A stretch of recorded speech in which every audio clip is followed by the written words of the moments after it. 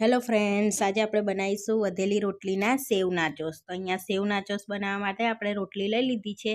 એને આપણે આ રીતેની નાચોસ શેપમાં કટ કરી લેવાની છે. આ ત્રિકોણ આપીને આ રીતે તો કટ થઈ જાય. તેલ ગરમ કરવા મૂક્યું છે, એમાં બધી ટુકડા કરેલી રોટલી એડ કરી દેવાની છે અને ક્રિસ્પી થાય ને ત્યાં સુધીને આપણે તળાવવા દઈશું. તો ક્રિસ્પી હશે તો ટેસ્ટી લાગશે, ક્રંચ સારો આવશે નાચોસમાં. તો હવે તરાઈ ગઈ છે આપણી રોટલી, તો કાઢી લઈશું પ્લેટમાં. તો આ રીતે આપણે ગોઠવી લઈશું રોટલીને ઠંડી થયા પછી. તો હવે આપણે સ્ટફિંગ બનાવી લેવાનું છે.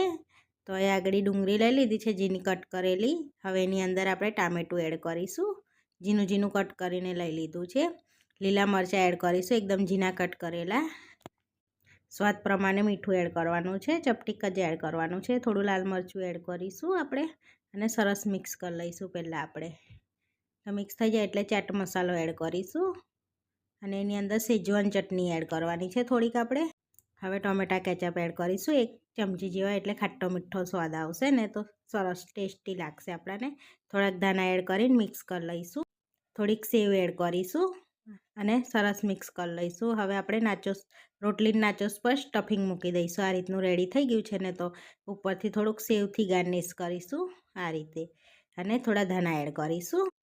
તો આપણે એકદમ ટેસ્ટી રોટલીના નાચોસ બનીને રેડી થઈ ગયા.